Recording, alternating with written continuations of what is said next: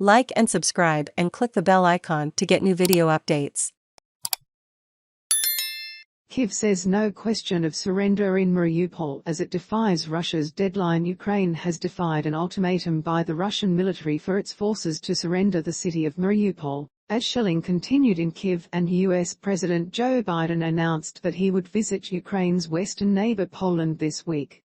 Despite Mariupol being besieged by Russian forces for almost 4 weeks, the Ukrainian government in Kyiv gave short shrift to Moscow's demand for the city's defenders to lay down arms by 5 a.m. Moscow time, 2 am GMT, on Monday. Ukraine's Deputy Prime Minister Iryna Vereshchuk said that there could be no question of surrender. There can be no talk of any surrenders, laying down of arms. We have already informed the Russian side about this, she said, according to online news site Ukrainska Pravda. Instead of wasting time on 8 pages of letters, just open a humanitarian corridor. In a briefing on Sunday night, Col Gen Mikhail Mizintsev, the director of the Russian National Defense Management Center, said, "A terrible humanitarian catastrophe has developed. All who lay down their arms are guaranteed safe passage out of Mariupol." Mizintsev said humanitarian corridors for civilians would be opened eastwards and westwards out of Mariupol at 10 a.m. Moscow time, 7 a.m. Greenwich Mean Time, on Monday. Russia and Ukraine have traded blame for the failure to open such corridors in recent weeks. Mizintsev, without providing evidence, said that Ukrainian bandits, neo-Nazis, and nationalists had engaged in mass terror and gone on a killing spree in the city. The deadline to surrender came and went on Monday morning without any further comment from the Russian side.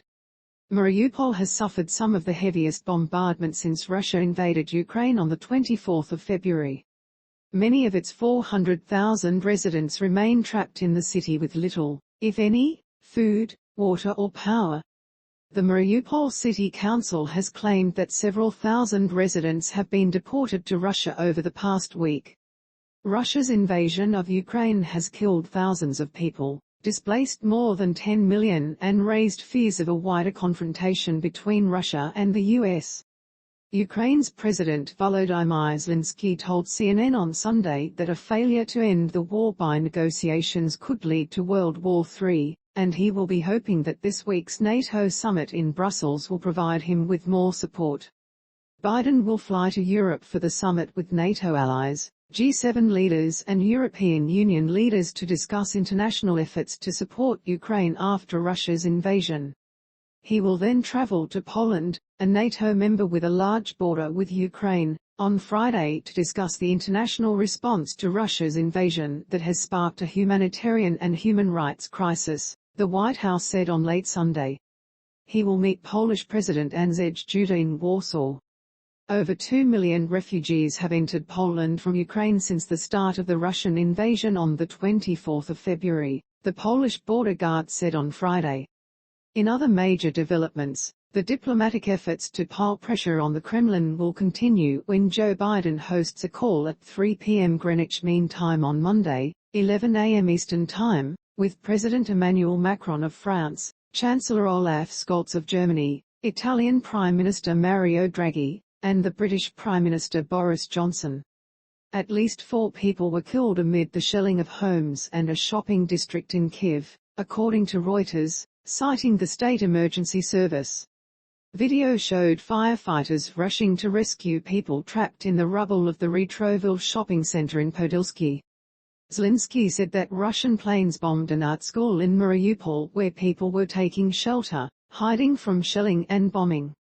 There were no military posts, the Ukraine president said. There were nearly 400 people, mostly women, children, and the elderly. They are trapped under the rubble now. At the moment, we don't know how many are alive. An ammonia leak at a chemical plant in the northeastern Ukrainian city of Sumy is affecting an area within a 2.5 kilometers radius of the spill, the city's mayor has said.